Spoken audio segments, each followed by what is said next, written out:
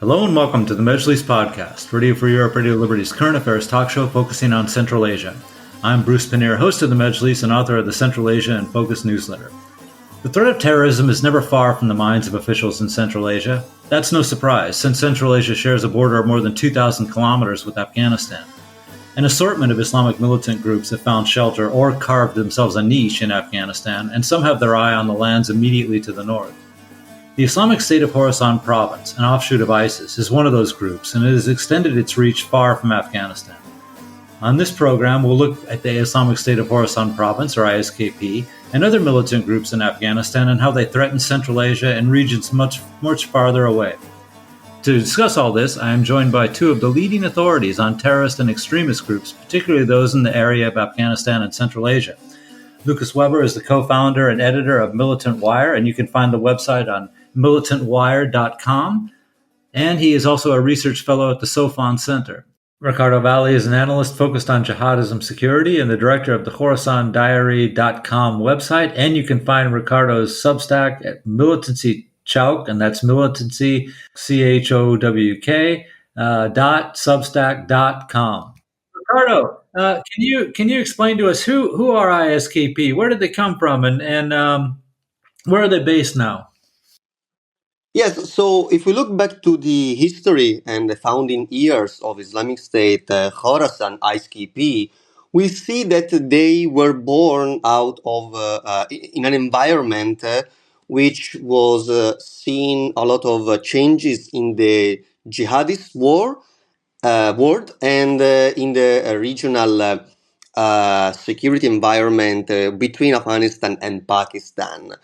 And specifically, the bulk of Islamic State Khorasan, when it was born between mid 2024 and early 2015, 2014-2015, the core of ISKP was made by Pakistani Taliban who had fled from Pakistan, which was carrying out military operation in the tribal areas, and which forced these militants to flee from Pakistan and seek refuge in eastern provinces of Afghanistan, specifically Nangarhar province and Kunar province, which eventually will become the territorial strongholds of ISKP in the whole region. And if we look at the history of ISKP between 2015 and 2020, when the group lost its last territorial stronghold in the region, we see that ISKP acted like a proper insurgent movement, and that they were carrying out an insurgency both against Afghan Taliban, but specifically against the previous Afghan Republican government, and also in Pakistan, against Pakistan security forces. But what is interesting is that while before 2020, the group was trying to actually control territory and becoming practical alternative as a jihadist movement to the Afghan Taliban, and on the other side, waging war against Afghan Republican forces and international coalition forces, they were more of a localized group with the retaining links to an international jihadist organization, which is, of course, the Islamic State. However, and maybe here Lucas can expand a little bit more on the second aspect of the Islamic State, Khorasan, after 2020, when the alleged current leader of ISKP, Shahab al-Muhajir, took power within the group slowly changed its strategy in the region, expanding its reach beyond Afghanistan and Pakistan, reaching Central Asia, and then ultimately also the Middle East and the West. And on parallel, they were also expanding their message and their strategy for spreading this message in order to appeal to more potential recruits. And Lucas wrote several pieces on specifically on how they are able to transmit and to frame it and transmit this message. Okay, Lucas, can you pick it up from there? How are they able to transmit and frame these messages? Well, I'll start from the beginning. So ISKP, Riccardo and I, we coined the ISKP's shift as a strategy of regionalization and internationalization. And this is what we are seeing now, and it's accelerating at great pace in recent months. And we warned about this for a while, since 2020, 2021. And how they've been able to do this is, and what the strategy is made up of, there's three main components. There is the media component. So they centralized and established an in-house, an in-branch media outlet. And they expanded into a robust media apparatus. So this first media aspect of it, they started to expand the number of languages that they published in, and so this early on and included Tajik, Uzbek, and a number of other languages, now English and many others. And so what they were able to do is focus on the Taliban, their foreign relations with other countries. Because what happened is, with the withdrawal and the toppling of the previous government, their enemy set in the region was simplified. It was reduced. So now in Afghanistan, their sole enemy is the Taliban. So their media warfare strategy was to undermine the Taliban, delegitimize them, and bring Taliban supporters over to their cause. And so essentially, they rolled out Tajik media arms, Uzbek media arm. Now we see Turkish. We have a new Tajik language magazine. And we started to see Tajiks become very active and highly representative in internal attacks inside Afghanistan, and then eventually in external operations. And the second part of this strategy was the targeting of international or foreign interests and nationals inside Afghanistan. So they attacked U.S. troops during the withdrawal. That same day, alleged plot was foiled to carry out an attack at the Turkmenistan embassy. They fired rockets into Uzbekistan and Tajikistan. They attacked the Pakistani and Russian embassies. They raided the Kabul hotel with the explicit intent to target Chinese citizens. They targeted a Chinese delegation at the Pakistan's foreign ministry building, and they also recently killed foreign tourists. So these are the first two components to this internationalization strategy. And the second one, and the next one is external operations. And now we can see that they are carrying out, and they become the spearhead of IS's external operations. So, and another aspect of this militant strategy outside of Afghanistan, in addition to external operations, they've massively ramped up their incitement efforts to urging supporters to commit violence. And they've also guided cells in Europe on attacks. So as a kind of hybrid version of an external operation and an inspired attack. And we've seen that this has also been accelerating. And more recently, they've introduced three phases of this. So we've seen that Tajiks and Central Asians have been really highly representative. Almost every foiled plot and external operation, whether it's in Turkey, Iran, Moscow. There's been 2 foiled plots in Moscow who were Central Asians. One was were a group of Kazakhs. The other was the Moscow attack, the other was, the successful Moscow operation. And then it was just revealed recently that Turkey helped Russia foil a 3rd plot. And now we're seeing plots all across Central Asia and a potential attack in Tajikistan in recent months. So we're seeing how the Islamic State is reaching out to Tajiks and Uzbeks and Central Asians for fundraising, incitement to violence, guided attacks. They're tapping them for external operations and so on. And the media has mostly been covering this after Moscow, but Moscow was the 3rd kind of phase. So the Quran burnings in Scandinavia, that was the beginning of ISKP's intense incitement campaign. Then the Israel war, the Israel-Hamas war, yielded even more success. It was a more potent issue.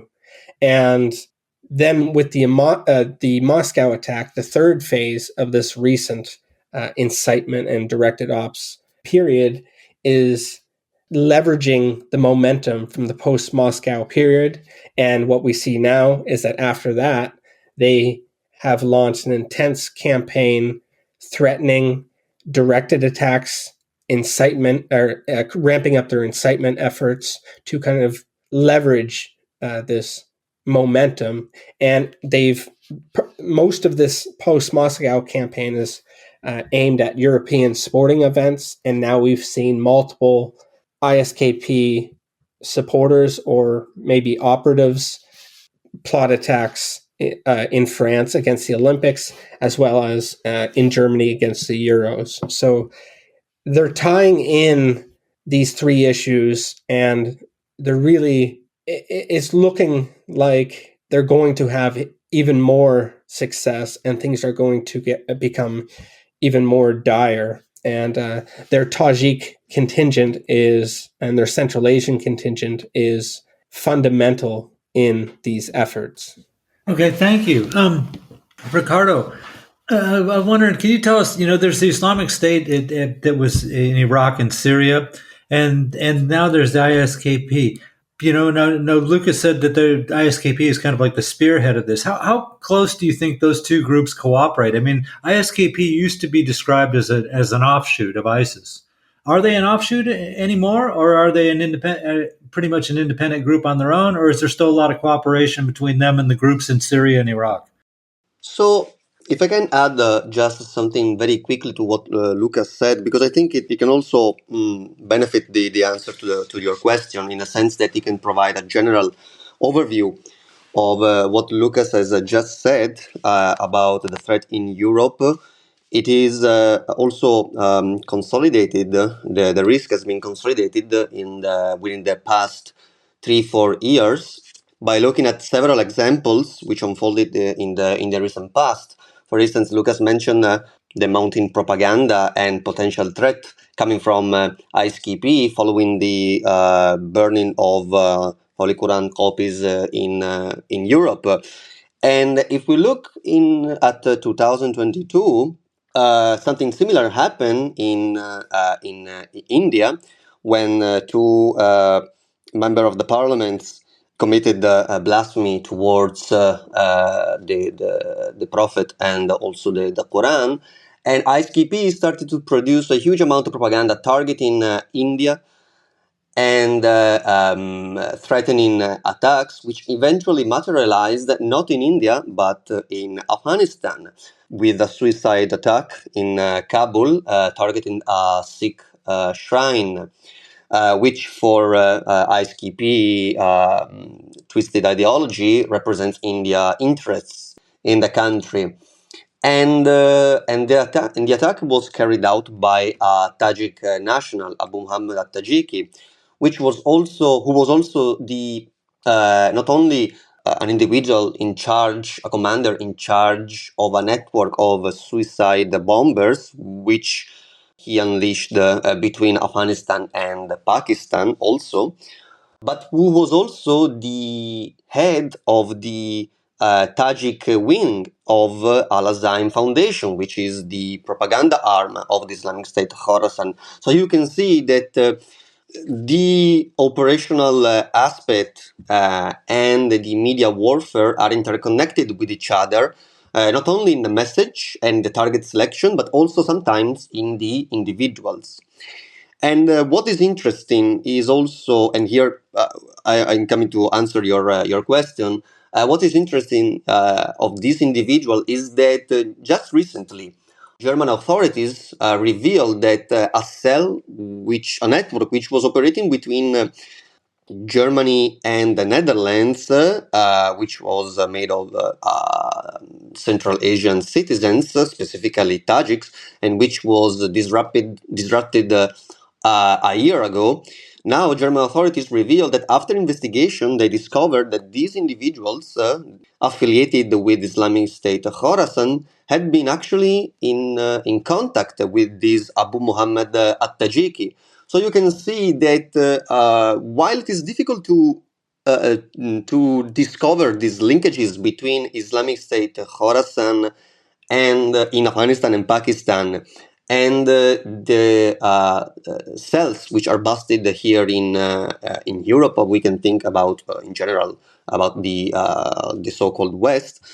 While it is difficult to detect these linkages, they are there sometimes beyond the simple inspirational effect or the influence effect, but actually it can be connected to a more close to a more operational field.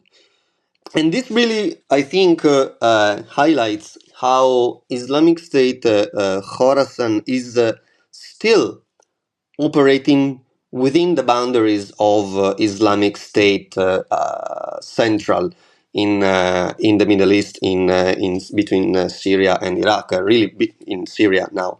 So, but I am saying this because it's not just Islamic State Khorasan. Islamic State Khorasan, as Lucas recalled, he is spearheading these projection into the West, into the external operations. But we see that there are other branches of the Islamic State, like the one in Somalia, which whose members has been found connected to the Islamic State of Khorasan in providing money and funds and also transferring information and communications between Islamic State of Khorasan and Islamic State Central.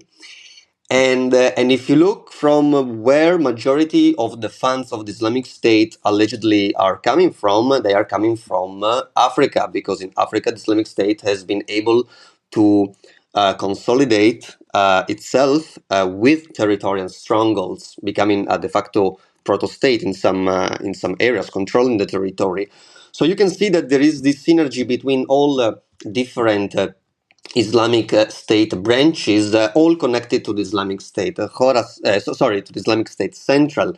Now, when it comes again to identify whether all these cells which have been disrupted in Europe and in the US, or the one which carried out the attack in Russia, and even before the ones in Iran and in Turkey, it's difficult to assess whether they are part of Islamic State Khorasan, whether they are cooperating with Islamic State Khorasan, whether they are simply in contact or they are simply influenced by the Islamic State Khorasan. And this is exactly, I think, I believe the dangerous, the tricky aspect of the Islamic State Khorasan, that security forces are not able to disrupt the entire network because it is based not in a simple direction from Afghanistan to Europe, but it is diffused among several other areas. So from Khorasan, you can have also Iran, and then a connection to Turkey in Istanbul. Several people in the past 2 years have been arrested, connected to Islamic State Central, but also Islamic State Khorasan, and from there also in Russia and Europe and US itself. So again, Islamic State Khorasan is moving within the boundaries of the Islamic State, because Islamic State knows that it has needs of all its branches in order to continue to project itself as the only global jihadist movement, now that Al-Qaeda has somehow lost some of its appeal due to the Afghan Taliban takeover of Afghanistan and other internal reasons. And could I add a couple follow-up points on Riccardo's statements? Yes, please. Okay, so it's interesting that he notes that there's finances and intelligence sharing and so on, and it's been revealed recently that IS Somalia is involved in external operations. Well, coincidentally, given the links between ISKP and IS Somalia, IS Somalia has established a foothold in Sweden due to the large Somali diasporas. So it's possible that through these IS Somalia Sweden networks, they could collaborate with ISKP's European networks to conduct attacks in Europe and really bolster their capabilities to do so. And another thing I meant to mention earlier was that what we're seeing with these plots in Europe is that the first few plots were essentially all Central Asian operatives. But now we're seeing that ISKP is reaching a broader range of diaspora elements inside Europe. So we've seen Chechens arrested, for instance, Afghans linked to ISKP in Germany arrested, and most recently, the man who plotted against the Euros or Olympics, perhaps. He was a Polish Moroccan citizen. So this is interesting.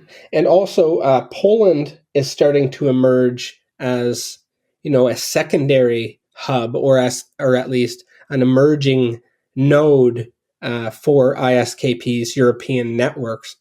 So Poland is something to watch here too. Okay, thank you. And a reminder, we're talking about the terrorist groups in Afghanistan and the threat they pose to Central Asia and other countries. And my guests are Riccardo Valle, an analyst focused on jihadism security and the director of the Khorasan Diary. And you can find Riccardo's Substack at Militancy Chowk, and that's militancy, CHOWK, .substack.com. And Lucas Weber, co-founder and editor of Militant Wire and a research fellow at the Soufan Center. Okay, the Majlis podcast is about Central Asia. I wanted to get a broad picture of what ISKP is all about globally, but let's focus in a little bit on Central Asia and see what kind of threat they've been posing. We have mentioned them a little bit in the first half of the program, but I want to fine-tune this a little bit. Riccardo, I'll start with you. How much of a target is Central Asia for ISKP? I mean, who are they looking at? Is it a priority with them, or is it just one of several or many targets that they're looking at? So I believe that at this time, the most serious threat to Central Asian governments, and specifically Tajikistan and Uzbekistan, is coming from the Islamic State Khorasan, because there are other other older historical jihadist movements which are based in Afghanistan, which always have been setting their eyes on Uzbekistan and Tajikistan in order to topple their domestic governments. But since they are close allies of the Afghan Taliban, and they are based in Afghanistan, and since the Afghan Taliban now are trying to keep control of all these jihadist factions within the country, it would be difficult for them to pose a serious threat to the domestic governments. Although we saw in the recent past, also a month ago, how sometimes militants have been trying to cross the borders between Afghanistan and Tajikistan, and they engaged also border guards, Tajikistan border guards. But the threat by ISKP, I would say it's higher because it's also ISKP. It has been able to really capitalize on all the grievances that some segments of Central Asian societies, and specifically on Tajikistan, they can retain against their domestic governments. And while also some other groups like Jamaat Ansarullah or the Islamic movement of Uzbekistan, they also too have been able to, of course, criticize Central Asian domestic governments for their attitudes against, for instance, the freedom of religion in the country. Islamic State-Khorasan is apparently the one which is more appealing to young people, prone to action and more radical. And disgruntled youth often have been traveled from Tajikistan to Afghanistan in order to get trained by ISKP and then subsequently carry out attacks in Afghanistan and Pakistan. However, given the recent the recent increase of propaganda against Tajikistan within the last 6 months, it is possible that ISKP might attempt to carry out attacks within these countries, specifically Tajikistan. Now, there has been an instance where a politician has been nearly assassinated by some ISKP, by some members affiliated with the ISKP, according to Tajikistan's authorities. However, in the near future, it is highly possible that some of these individuals that ISKP has been able to recruit from Tajikistan and Uzbekistan and to train in Afghanistan, instead of sending them in Pakistan or Iran or Turkey, they could attempt to send them back in Tajikistan. Now, there is also another real threat that ISKP posed to Tajikistan, in the sense that the group is attempting to represent the only religious alternative for Tajik citizens to properly perform religion, Islam, in the region, because ISKP in their propaganda, and they have been increasing this amount with new magazines in Tajik language, specifically addressing possible Tajik recruits. They have been saying that neither in Tajikistan nor in Afghanistan Tajik citizens are able to perform religion. This way, they are trying also to compete with the other Central Asian jihadist groups, such as Jamaat Ansarullah. So you have a lot of Islamic State-Khorasan propaganda in Tajik language, which highly criticize Jamaat Ansarullah. And this way, possible recruits who want to fight domestic governments in Central Asia might find Islamic State Khorasan as the only possible solution to carry out their plots in the country. And I just would like to mention another addition to this whole topic, which is the fact that on the other side, while the Crocus City Hall attack has been a huge victory for the Islamic State in general, and also for Islamic State Khorasan, as it has been able to capitalize on this in order to propagate itself as the main global jihadist entity in the region. At the same time, many Tajik religious scholars, also those near who have been traditionally inclined towards Islamic State ideas, who have been in sort of a gray zone between Islamic State and more traditional jihadist groups, they have been taking side against the Islamic State Khorasan and against Islamic State Tajikistan.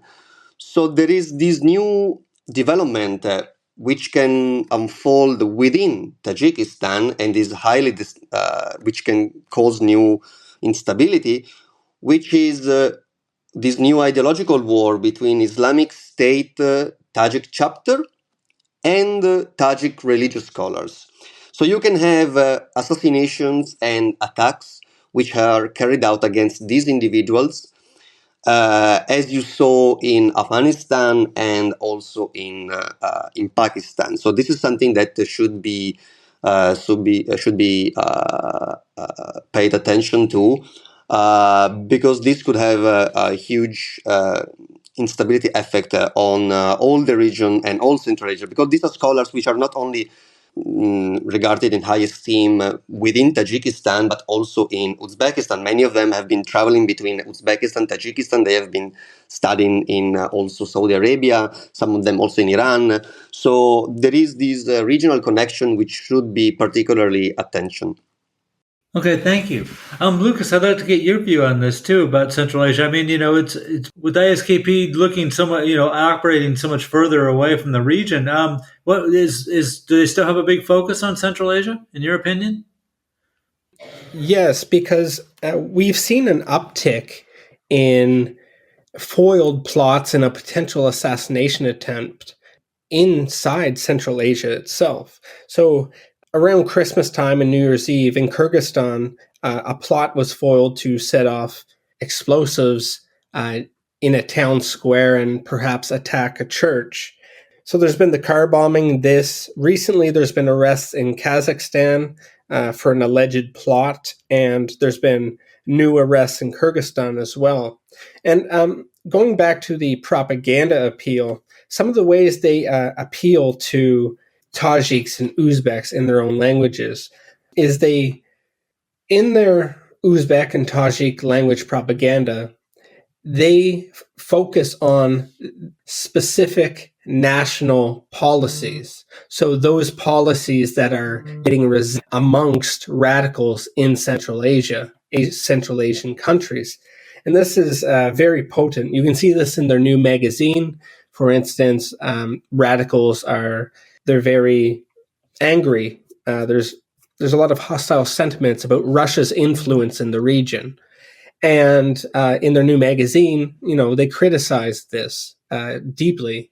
And also, another way they do it, they did this in their English language magazine first, but they profile Uzbek and Tajik martyrs. And in their new Tajik language magazine, they also lionized and profiled a Tajik martyr. So this is interesting, and I think given the success they've had in recruiting Tajiks in particular, they're ramping up, more and more output, and they're extending their reach into Uzbekistan and Tajikistan and beyond, as we see with the Kazakhstan and Kyrgyzstan plots and arrests, and the Tajikistan car bombing, and so on. So I do believe that much of the Western media attention is on the threat of ISKP's Central Asian operatives in the West, as we see the network rolled up across New York, Philadelphia, and Los Angeles in the U.S. However, we do see, and it's not being covered in the Western media, but this is a worrying trend given all these plots in such a short period of time. And I expect this to continue because these Central Asians, yes, they're the Central Asian contingent of ISKP. Yes, they're being tapped heavily for attacks on foreign nationals and interests inside Afghanistan. But at the end of the day, these fighters, the Tajiks, the Uzbeks, it's Uzbekistan and Tajikistan that they joined ISKP to fight against, because ISKP is presenting itself as the only vehicle allowing and aggressively pursuing a fight with both of these governments and other Central Asian governments. So I think the situation in Central Asia will be exacerbated, and you will see an increase in plots and perhaps attacks in the coming weeks and months. Okay, thank you. Go ahead, Riccardo. Yes, I just wanted to follow up on what Lucas said, and like he correctly pointed out the possible risks in the future for Central Asian governments, and specifically Tajikistan and Uzbekistan. And just to mention one of these one of the reasons now today where these attacks might increase is this recent decision by Tajikistan's government to ban hijab and so-called non-traditionally Tajik clothing. And it is interesting that this decision has sparked outrage across all jihadist groups across the jihadist spectrum. So you have different groups which have been very vocal against this decision by the government. And not only Central Asian groups, but for instance, you have Mufti Abu Zar al-Burmi, who is a pro-Al Qaeda linked to Pakistani Taliban, but also linked to Central Asian militant groups such as Islamic Movement of Uzbekistan, who issued an audio where he was giving a sermon in Uzbek language, specifically calling for attacks and for waging jihad against Tajikistan.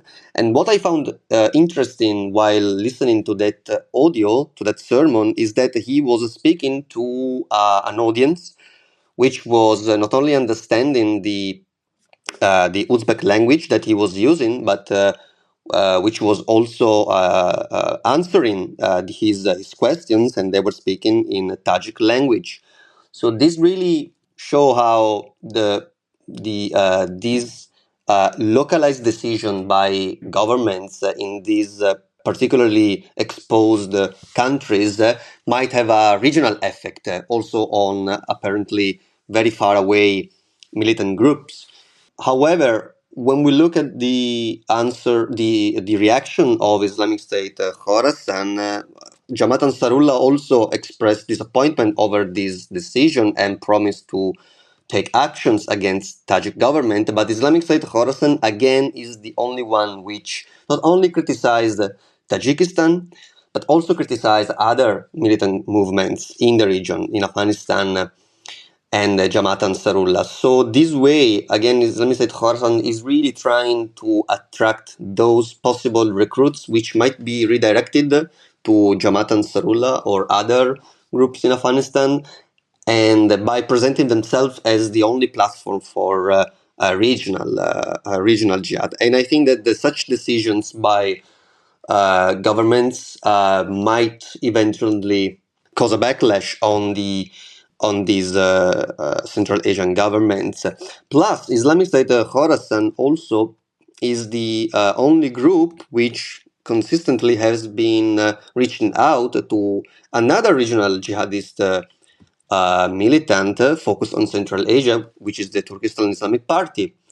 They have been trying to intersect the usual propaganda of Turkistan Islamic Party, and by arguing that Afghan Taliban are not able to provide them a platform for carrying out jihad, Islamic State Khorasan is presenting itself as that platform, that alternative platform for continuing their fight, their struggle against China. And we know that, like Lucas wrote a lot of pieces and literature on this subject, on this topic, but we know that China is still one of the main enemies of these jihadist groups, and not only jihadist groups, also nationalist groups. If we look at Pakistan, there has been this year a huge attack against the Chinese engineers possibly carried out by Pakistani Taliban or militants affiliated with Pakistani Taliban, but we also had in the past attacks by Baloch militant organization, nationalist militant organizations. Okay, thank you. Lucas, I'm curious, from our discussion, I'm curious about the success that ISKP has had in targeting the Tajik and Uzbek governments. It's easy to target the Chinese government, their communist government. It's easy to target European governments, even, right? They're essentially Christian states out there. But what's the significance of, and also how successful have they been at targeting governments in Muslim countries in the region? Well, they've targeted a wide range of countries. I believe it was in the Maldives, where they were involved in multiple attacks. And also, there's been cells rolled up in many other countries. But I think that they will continuously expand their enemy range, and this will include more countries in the region and internationally. So it's a bit thin on the countries they haven't attacked yet, but or have only attacked once or twice. But I think they're going to continue expanding their enemy set and their targeting priority to show that they are a global organization. Okay, well, we got to wrap this up because we're coming to the end of the program. But so, last comments from both of you. What is important for the Central Asian states to do to counter ISKP? And also, I'm curious. I was talking with Riccardo earlier. ISKP used to stage a lot of very spectacular attacks inside Afghanistan, and we know that that's where they're based. But they're much quieter inside Afghanistan and much louder outside Afghanistan, if I can put it that way. So I'd like your thoughts on that. We'll start with you, Lucas. Well, Aaron Zellen, who does excellent research and analysis on ISKP, he pointed out that ISKP has paradoxically reduced its number of attacks inside Afghanistan, yet their external operations and their media and their targeting of international targets inside Afghanistan is actually growing. So this is interesting, and it's either due to the Taliban degrading ISKP networks inside Afghanistan, or perhaps it's a mix of this and ISKP putting more effort into conducting external operations and trying to incite attacks abroad. And this may also be part of a regrouping strategy in terms of rebuilding and organizing their domestic networks in Afghanistan and Pakistan. So we will see. Okay, thank you. Riccardo?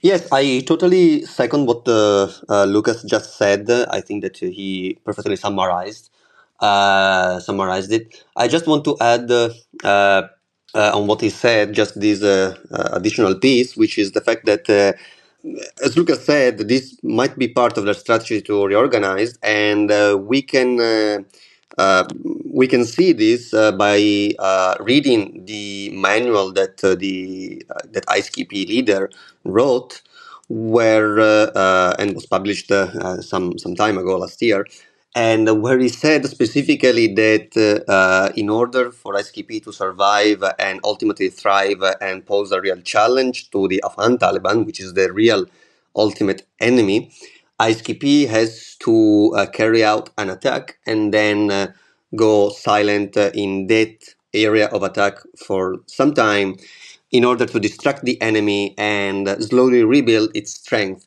So to confuse the enemy and slowly recover its forces. And you can apply this strategy both for Afghanistan, but you can apply it regionally. We saw this in Pakistan.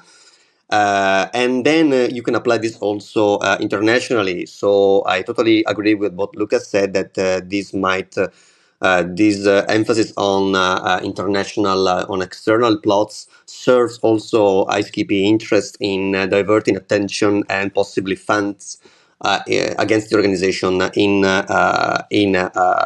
Afghanistan.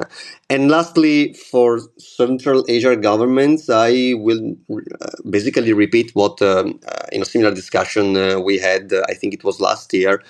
Unfortunately, the only way forward for Central Asian governments, but also regional governments, including Afghanistan, Iran, and Pakistan, and China and Russia, is to setting up an integrated mechanism which can really tackle ISKP in the essence that it is an international, a manifestation of an international jihadist movement. So you would need a robust regional mechanism to practically take down the different linkages and activities that the group carries out. But unfortunately, this is hindered by political interests and frictions, diplomatic frictions between countries. Okay, well, thank you. Obviously, we're going to be back to this topic soon. Given I have a feeling that events will bring us back to this topic, and I'll have you both back on the show very soon in the future. But for now, it's time to end the broadcast. So, thank you, Lucas and Riccardo, and a big thank you, as always, to Nathan Shoemaker, our Majlis podcast producer in Washington D.C. And a reminder, you can subscribe to the Majlis podcast or the Central Asia in Focus newsletter by visiting Radio Free Europe, Radio Liberty's website at rfarl.org. Thanks. We'll be back soon. Bye-bye.